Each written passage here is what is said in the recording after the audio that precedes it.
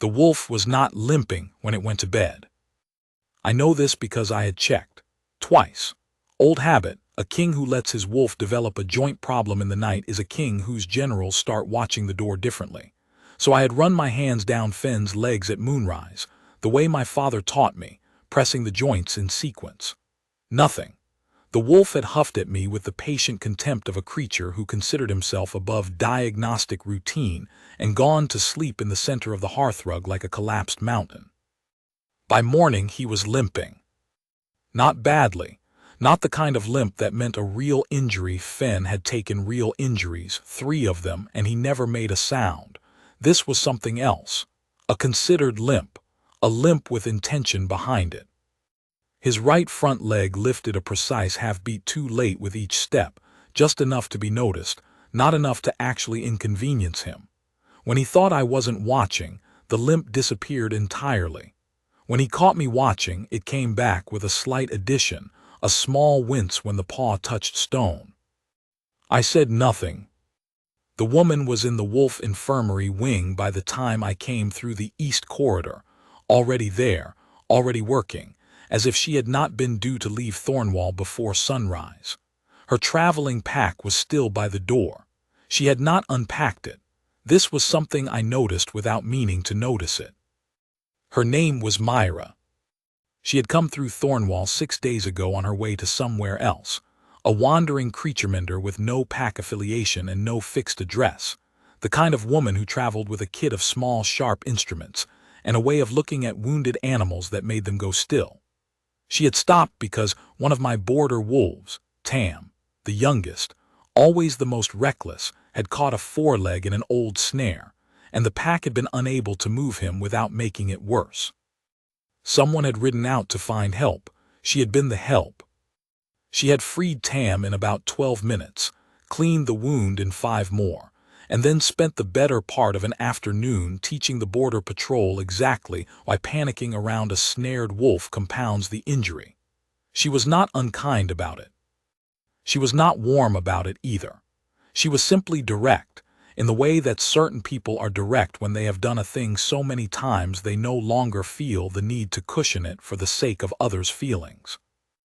I had offered her the infirmary wing and a bed and a meal, because that was the correct thing to offer someone who had helped one of my wolves, and because my court physician had retired in the spring, and the wing had been sitting empty, and I was aware, though I did not say so, that it was good to have someone competent in it again.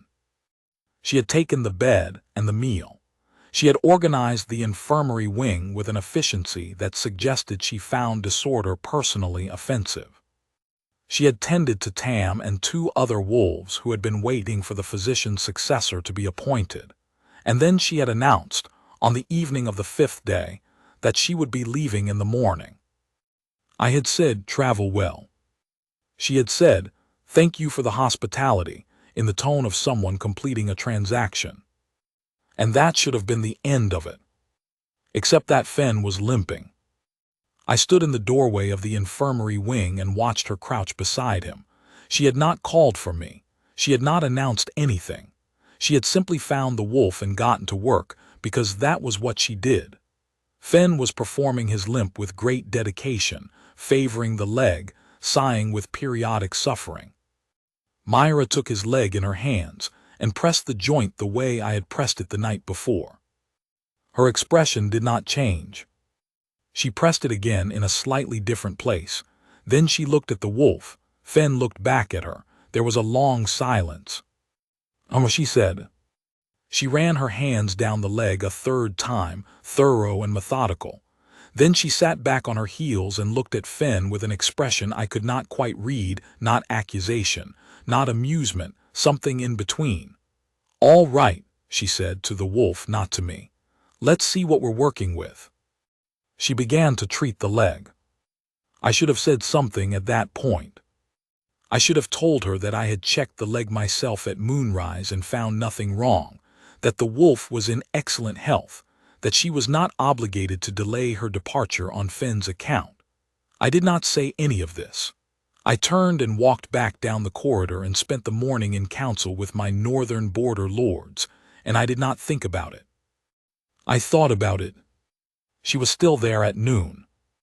I found this out because I walked past the infirmary wing on my way to the stables and heard her voice through the door, low and conversational, the particular tone she used when she was talking to an animal she was working on. She talked to them constantly. I had noticed this about her on the second day, when I had passed the wing and heard a detailed and entirely one-sided discussion of the correct angle of approach when wrapping a joint. Fen was giving back occasional sounds in response, not words, obviously, but the deep huffing murmur that meant a wolf was pleased with the quality of conversation. I slowed down. "I've wrapped this," she was telling him, "and I want you to tell me if it feels different when you walk, different in a real way, not a performed way." A pause. "I'm going to need you to understand that I've been doing this for 11 years, she continued, "and I can tell the difference between a wolf with a bad joint and a wolf who has decided, for reasons of his own, that he needs a keeper." Another pause, during which Fen presumably communicated something, because she made a sound that was almost a laugh. "That's not how any of this works," she said. I walked on to the stables. She stayed through dinner. Not at the high table, she never ate at the high table, had politely declined every time I had offered, which was 3 times, which was 2 more times than I usually offered anyone anything. She ate in the infirmary wing, or in the kitchens, or sometimes not at all, which Bran the cook found personally offensive and had begun compensating for by leaving plates outside the infirmary door. I learned this from Bran, who told me about it in the tone he used when he thought I should know something, but had decided that telling me directly was above his station. "The creature-mender doesn't come to table," he said, refilling my cup. "But she finished the whole plate." "She's not obligated to come to table," I said. "No," Bran agreed. "Only she's a good eater, and it's a waste of good placement to have her eating in the corridor." I looked at him. "Not that it matters," he said and left. It did not matter. She would be leaving in the morning. She had said so again that evening through Len, my steward, who had relayed it with the careful neutrality of someone delivering a message they suspected would not be well received and wanted no part of whatever came next. She was leaving in the morning. Fen's leg was wrapped. She had checked it 3 times. It was a minor strain that would resolve on its own. I went to bed. In the morning, Fen could not open his eye. Not the whole eye, just the left one. It was half closed, blinking with an irregular, labored quality, as if the effort of keeping it open was proving more than the wolf could sustain. He tracked me across the room with his right eye just fine. The left one continued its performance. I sat down on the floor beside him. We looked at each other for a moment. Fen blinked, slow and deliberate with the left eye. "You're shameless," I told him. He made a sound of mild, dignified disagreement. The creature-mender found us there when she came through to check the leg wrapping, traveling pack once again over her shoulder, clearly ready to leave. She stopped in the doorway. She looked at the wolf. She looked at me. She looked at the wolf again. "His eye," I said. "Yes," she said. She set down the pack. I watched her sit beside him and look at the eye with the same focused attention she brought to everything, her hands very still and her expression giving away nothing. She opened the eye gently, tilted her head, examined it from several angles. Fen performed a small, noble tremor. Myra put her thumb and forefinger on his muzzle, not unkindly, and turned his head toward the light. "I see," she said, in the tone of someone who sees quite a lot more than the presenting complaint. She sat back. She looked at the wolf for a long moment, and then she looked at me. And for the first time since she'd arrived in Thornwall, she looked something close to amused, not openly, just at the edges, the way amusement looks on someone who does not often allow it to the surface. "I'll need to keep him under observation," she said. "Of course," I said. She picked up her pack and took it back to the room she'd been staying in. I stood up and went to counsel, and for the entirety of the morning's discussion of autumn grain assessments, I was aware of something unfamiliar happening somewhere in my chest. Not the bond. I knew what the bond was, in theory. Every alpha did. The old accounts described it in exhaustive detail. This was not that. This was smaller. This was the awareness of a particular door in a particular corridor, and what it felt like to know whether that door was open or closed. She found the wolf's eye to be fine by afternoon. She informed me of this through Len, as she informed me of most things through Len, which was a system I was beginning to find both efficient and faintly absurd. Fenn's eye had resolved. He was, she noted, in excellent overall health. She would leave in the morning. That evening I walked past the infirmary wing and heard her talking again. I had not planned to stop. I stopped anyway. "You realize," she was telling the wolf, "that I have other places to be." A long pause. "I'm not saying I don't find you good company," she continued. "I'm saying that presenting a new ailment every time I try to leave is not a long-term solution to whatever problem you think I'm solving." Fenn made a sound. "You're not going to tell me," she said. "All right, fair enough." Another pause. When she spoke again, her voice had shifted slightly, still dry, but with something underneath it that hadn't been there before. "I will tell you something, though," she said. "I've been in a lot of packs, a lot of halls. Most of them, the wolves know who they belong to and they're settled in it. You're not settled. You're the least settled wolf I've met in 11 years, and I don't think it's because you have a bad leg or a funny eye." I stood very still in the corridor. "I think," she said, and there was a small pause, as if she was deciding whether to say the rest of it, "you're lonely, and I think that's something your king should probably know about." I walked away quietly. I stood in the far end of the corridor for a moment with my hands at my sides, and the autumn light coming through the narrow, keep windows in long, low bars.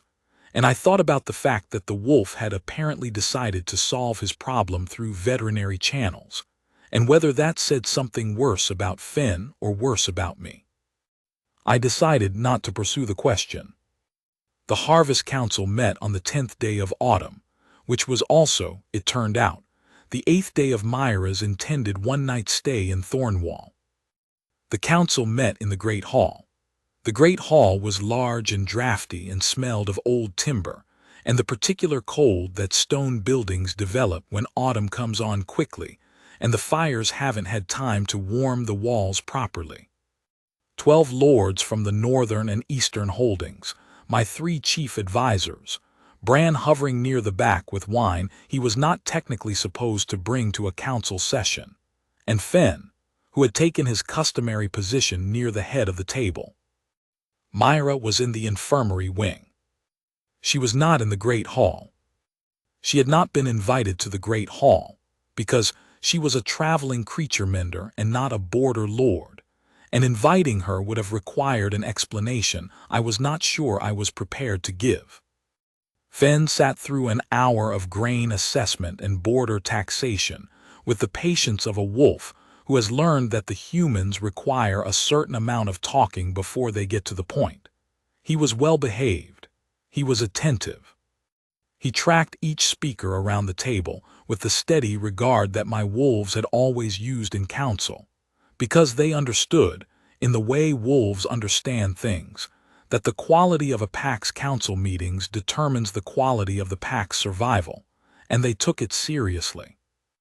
Then, with no warning and no precedent in his 11 years of attending these meetings, Fenn collapsed. Not a small collapse, not a graceful slide, a full, committed, extremely loud collapse, hind legs going first and then the rest of him following, hitting the oak floor with a sound that silenced every lord in the room and caused Bran to slosh wine on a tapestry. Fenn lay on his side. He breathed. He blinked. He did not get up. 12 border lords looked at me. I looked at Fenn. Fenn looked at the ceiling with an expression of dignified suffering that I had last seen on a particularly theatrical visiting dignitary who wanted a trade concession and had pretended to have gout. In the silence that followed, I was aware of several things simultaneously. The concern of my lords, which was genuine and which I was obligated to address. The knowledge that Finn's legs had been checked that morning by Myra herself and declared entirely sound. And the specific, unhelpful detail that what I felt, looking at my wolf lying on the floor of my council hall in the middle of harvest assessments, was something that was very close to being caught. "Fetch the creature-mender," I said. She came quickly. She always moved quickly when there was a wolf involved, not frantically, but with the particular purposeful speed of someone who has made decisions about what matters. She came through the great hall doors with her kit bag and assessed the situation in about 4 seconds, and then crossed to where Finn was lying, and the 12 lords and 3 advisors and 1 wine-carrying cook all watched her the way people watch someone who clearly knows what they're doing in a situation where no one else does. She knelt beside Finn. She put her hands on him with the quiet authority of someone completely unintimidated by either the wolf or the audience. She checked his breathing, his pulse. She pressed along his side, his legs, the joints, all the places I knew she had checked this morning and found nothing wrong. Then she sat back on her heels. She looked at Finn for a long moment. Finn looked back at her. And then the right front leg, the one that had limped 8 days ago, lifted very slowly off the floor and came back down in a position that was slightly more comfortable. It was not a sick gesture. It was not a pained gesture. It was the gesture of a wolf finding a better spot to rest. I watched Myra's face.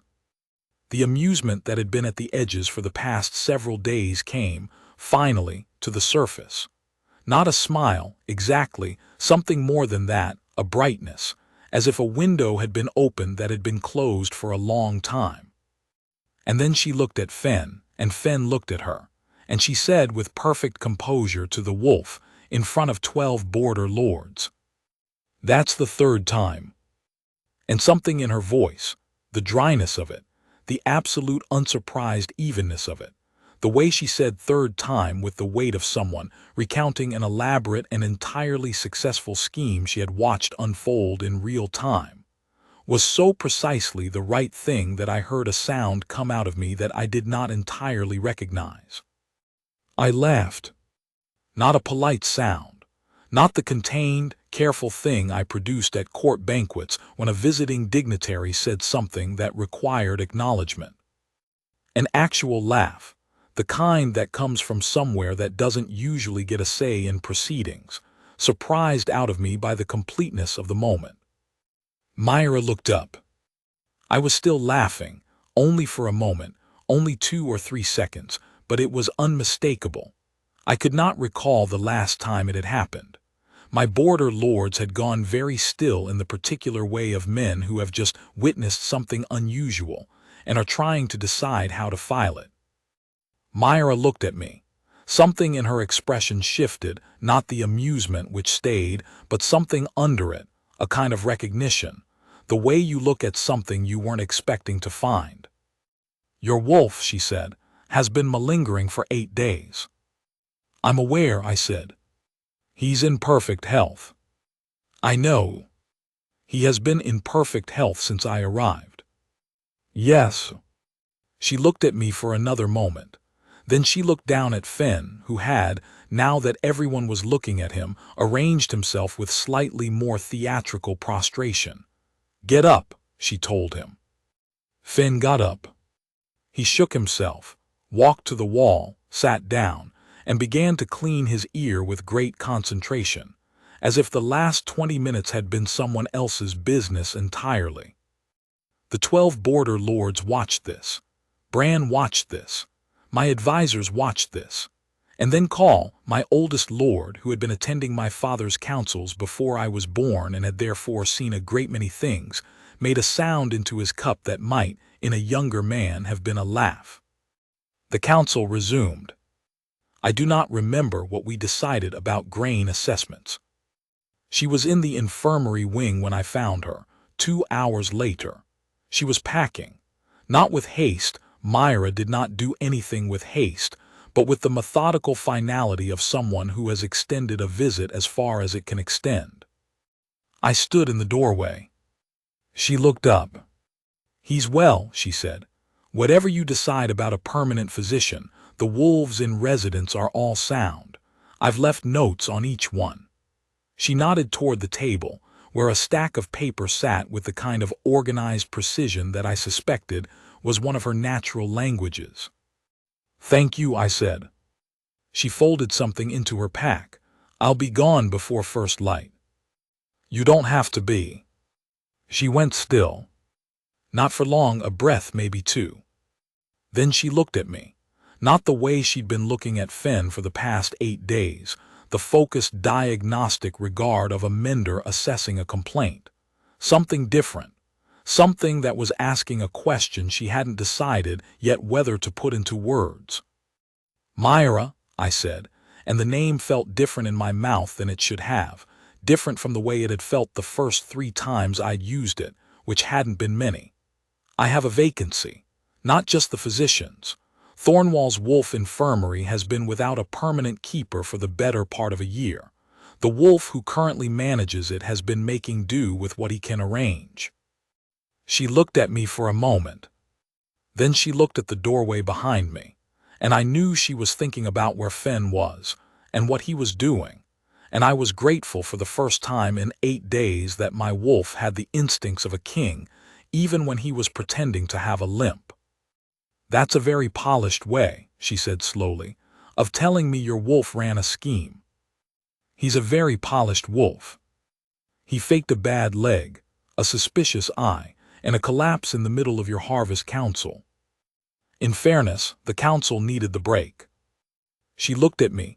Something in the line of her mouth was trying to become a smile. "What happens," she said, "if I say no?" "You leave before first light. Fen sulks for approximately a month and then begins identifying other solutions. I strongly recommend against this for everyone." The smile arrived. Not performed, not managed, just there, and something about it, the realness of it, the way it changed her face not into something more beautiful but into something more true, landed in my chest like a key turning in a lock I had not known was there. I understood then what the past 8 days had been.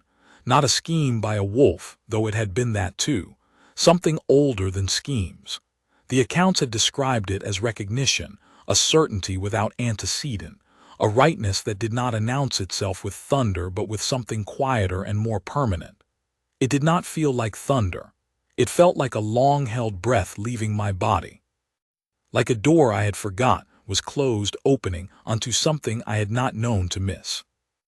I had been a king for 9 years. I had performed kingship with considerable competence.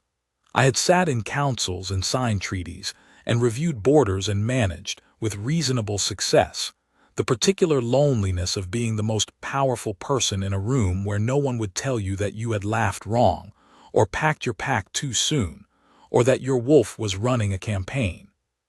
She would have told me. She had already told the wolf.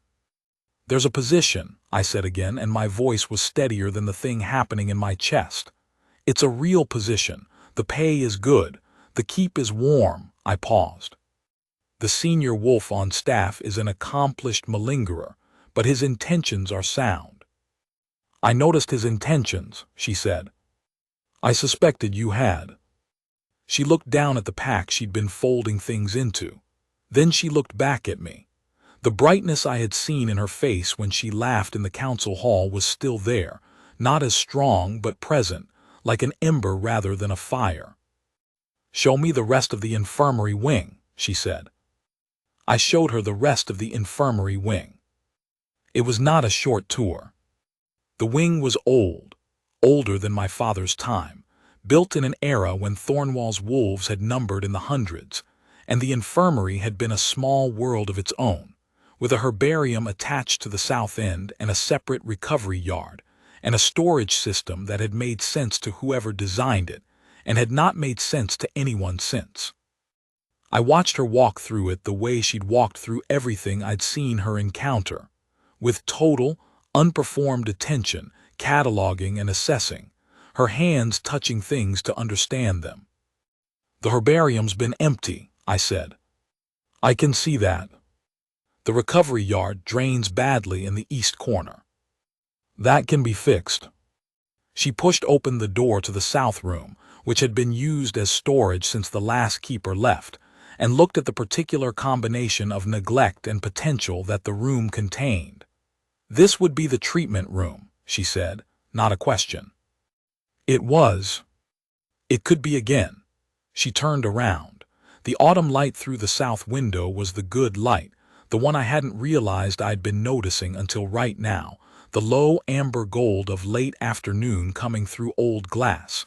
It caught the side of her face the way light catches something it's been waiting to find. You'd need to source some things. I can give you a list. Len will handle it. I'll need to know what your physician used to order. It matters what's already in the supply lines. I'll have the records pulled. She looked at me.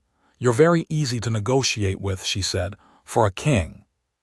You're very easy to negotiate with, I said, for someone who wasn't planning to stay. She looked at that for a moment. Then she turned back to the window and the south room with the good light and the storage crates and the draining problems and the empty herbarium, and she said, to the room rather than to me, the wolf really did fake all three. He did, including the eye. Especially the eye, he was quite proud of that one. She was quiet for a moment. When she spoke, her voice had the same quality it had had in the council hall, dry on the surface, with something underneath that was not dry at all. Does he usually take this kind of initiative? No, I said honestly, he usually has better judgment. Better judgment than identifying what his king needs. I was quiet.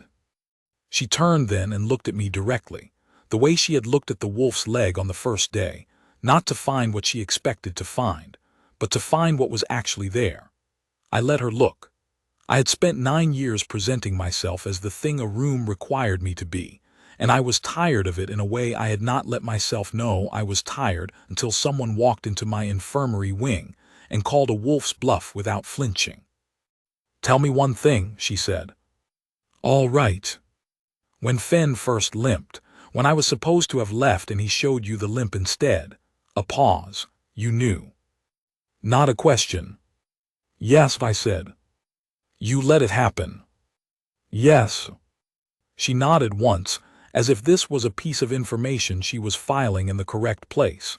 And now? Now, I said, and found that the rest of the sentence was easier than I'd expected. I'd like you to stay. Not because the infirmary needs a keeper, though it does. Not because the wolves need tending, though they do. Because I stopped. This was not a thing I said often. I was not sure I had said it in the form it was taking.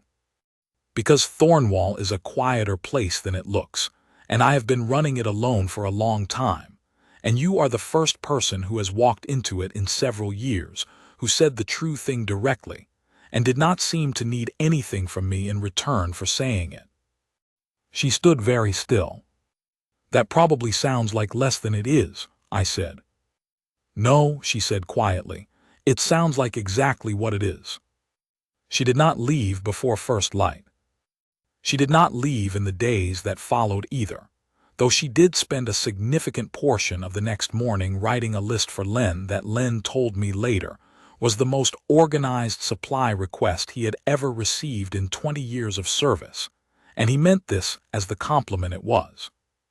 I gave her the south room with the good light. I had the drainage in the recovery yard fixed, which required 2 days and considerable aggravation from the stoneworkers, who had opinions about the original drainage choices that they shared at length. The herbarium was cleaned, and the shelving that had been placed in front of the window was moved, and the light that came through once it was clear was the same quality as the south room light, amber and clean, and the particular warmth of late autumn in a keep that has finally decided it's going to be warm. Fenn was present for all of this. He was not limping. He was also not subtle about his satisfaction, which he expressed through the medium of staying very close to Myra whenever she was in the infirmary wing, and occasionally leaning his considerable weight against her leg when she stood still too long. She allowed this. She grumbled about it in a way that was not actually complaining. He appeared to understand the distinction. I watched this from the doorway more than I intended to. I had a kingdom to run. I ran it.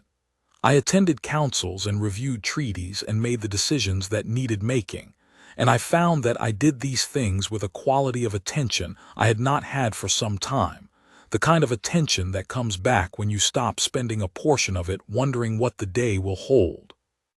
I knew what the day held.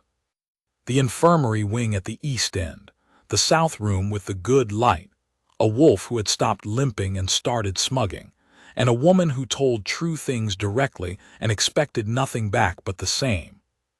The first frost came on a morning 3 weeks after Finn's dramatic collapse in the council hall.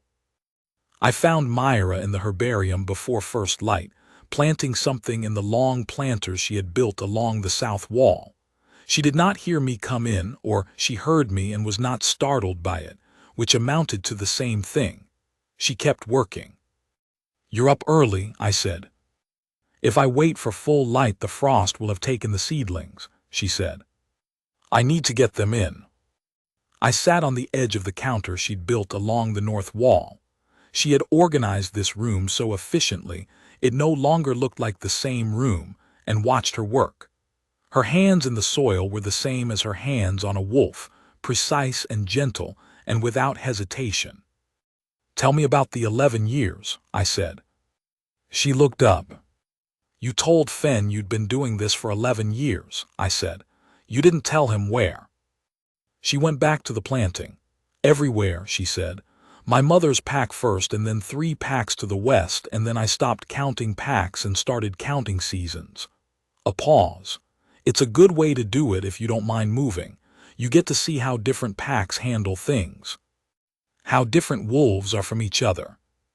Do you mind moving?" She was quiet for a moment, pressing a seedling in. "I used to mind it less," she said. I considered this, Myra. "When Fenn told you he was lonely, when you told him that's what his problem was," I stopped. I was not used to asking the thing I wanted to know. I had learned very young that a king who asks too specifically is a king who teaches people what to use. "Did you mean it for him?" She went still. Not a long stillness. A breath.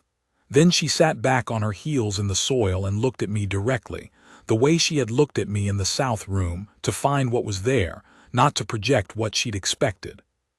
"Fenn is fine," she said. "Fenn has an entire pack. Fenn has 12 border lords who'd lie down for him. Fenn is the most settled wolf I've met in." 11 years, I said. "In 11 years, she agreed." "Then who are you talking to?" She held my gaze for a moment. Then she looked at the seedling she'd just planted and said, with the same directness she brought to everything, "I was talking to whoever was standing outside the door." I was quiet. "I knew you were there," she said simply. "I usually know." I thought about this. I thought about 11 days of walking past a door and slowing down, about a laugh pulled out of me in a council hall, about a woman who had packed to leave, and then set the pack back down for the 4th time and told herself she was staying for the wolf. "Fenn didn't need tending," I said. "No. He hasn't needed tending since you arrived." "No," she agreed. "He needed someone to stay long enough to notice that the Alpha King eats dinner alone and attends his own council meetings as if he's a guest at them." I looked at her. "That's what you looked like," she said, not unkindly. "A man who's been running something very competently for a long time and stopped expecting anyone to notice how it costs him to do it." The frostlight through the south window was early and silver. The herbarium smelled of cold earth and green things.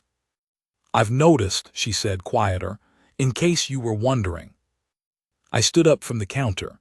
I crossed the herbarium, which was not a long cross. I stood in front of her and she looked up at me from where she was kneeling in the soil, and the thing that had been in my chest since the council hall, the key and the lock, the long-held breath releasing, was simply there, complete and obvious, the way a thing is obvious after you've seen it. "Stay," I said. not the infirmary, Thornwall with me. She looked at me for a long moment. Then, in the manner of someone who had made the decision some time ago and was simply confirming what had already been decided, she said, "I'm going to need a proper workbench in here." Done. And the south drainage really does need. I'll have it looked at today. And Fen, she said, and there was something in her voice now that was not dry at all, is going to be absolutely insufferable about this. He's already insufferable, I said. This will only confirm his sense of his own judgment. She laughed. It was the same laugh she'd given in the council hall, the full unguarded one, the one that had pulled mine out of me, and hearing it in the small silver light of the herbarium, in the quiet before the keep woke, was different from hearing it in front of 12 border lords. It was real in a way that made everything else feel like it had been waiting for this to be the context.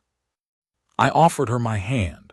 She took it, soil and all, without hesitation, in the way she took most things, directly, without ceremony, as if this were the obvious next step in a sequence that had been unfolding for 8 days, and she was simply done pretending otherwise. Fen was waiting outside the herbarium door. I do not know how long he had been there. Long enough from the quality of his expression, the one that combined profound satisfaction with the particular dignity of someone who has managed something complex and would like that acknowledged. He looked at us. He looked at our hands. He made a sound that was, unmistakably, the sound of a wolf who considers his work done. "You could have simply told me," I said to him. He looked at me with the expression he used when I said something he found beneath engagement. "He did tell you," Myra said beside me, 3 times. The winter councils went differently that year. Not loudly, not dramatically. Thornwall was not a dramatic place. It was a stone keep on a cold border with practical wolves and border lords who cared more about grain and drainage than about spectacle, and I had always liked that about it. The councils were the same councils. The winter was the same winter. The wolves were tended by the same hand, and the herbarium filled up slowly through the cold months with the things that grow under south-facing glass when someone who knows what they're doing plants them carefully. What changed was quieter than all of that. I stopped eating dinner alone. I stopped attending my councils as a guest. Call told me, in the oblique way he had of telling me things, that I was easier to brief these days, not that I'd been difficult, only that there's a difference between a man who's running a kingdom and a man who's running a kingdom and has somewhere to go after. "It shows," he said, and left it there, because Call knew when a point had been made. Fen remained insufferable. He had been insufferable before, in the contained way of a wolf who knew he was the best judge of most situations, and did not need to announce it. Now, he was insufferable in the specific way of a wolf whose campaign had returned exactly the results he'd projected. He spent a great deal of time near the herbarium. He had learned that if he sat near the south window at a particular hour, the afternoon light was good for sleeping, and that the person working in the room had a habit of resting her hand on his back when she passed, without looking down, the way you rest your hand on something you've decided belongs to you. I watched this. On the evenings I came to the infirmary wing before dinner. I noticed all of it. I had become, I found, someone who noticed things again. The way the keep sounded in different weathers, the way the wolves moved when they were settled versus when something was coming, the specific quality of a room that has been well used versus one that has been merely occupied. Thornwall was a well-used keep. I had not known, until I had something to compare it to, that it hadn't been before. On the last night of the first frost's thaw, Myra found me in the corridor outside the great hall, standing at the window where the east view opened over the lower valley. I went there sometimes late, when the council work was done and the keep was quiet, old habit, my father's habit, the particular spot where you could see the extent of the thing you were responsible for and take its measure. She stood beside me at the window. We were quiet for a while.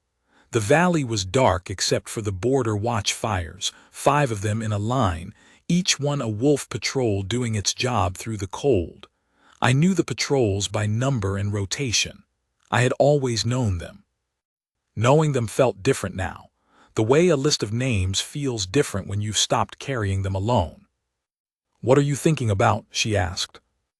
"The East Patrol's rotation," I said, "and whether the drainage fix on the Valley Road is going to hold if we get another hard frost before month's end." "Oh." "And how long you'd been standing outside the corridor before you came in, on the first day." She was quiet for a moment. "Long enough to know the wolf was fine," she said. And long enough to be curious about who was letting him run the scheme." I looked at her. "A king who lets his wolf malinger," she said, "is either oblivious or lonely." "You weren't oblivious." "No. I wanted to know which way it went." "How did it go?" She looked out at the valley and the watch fires and the dark expanse of the thing I'd been holding by myself for 9 years. "It went," she said, "the way it always goes when someone's been doing something enormous alone for long enough. They forget it's supposed to be shared." The keep was very quiet. I put my hand over hers on the window ledge. She turned her hand and held mine, the same as in the herbarium, directly, without ceremony, as if this were the only natural conclusion. Below us on the far watch fire, a wolf called and another answered. Fen, from somewhere in the keep, replied. He was not limping, he was not performing. He was simply a wolf who had located what he needed and had found a way to communicate it, through means that were, objectively, extremely indirect, and which had nevertheless worked exactly as intended. I had 9 years of performing kingship, and a keep full of practical border lords, and a herbarium newly full of green things, and a wolf, who was going to be recounting this story to every pack wolf who visited Thornwall for the rest of his life, with great embellishment and absolute pride. None of it was the thing I was holding.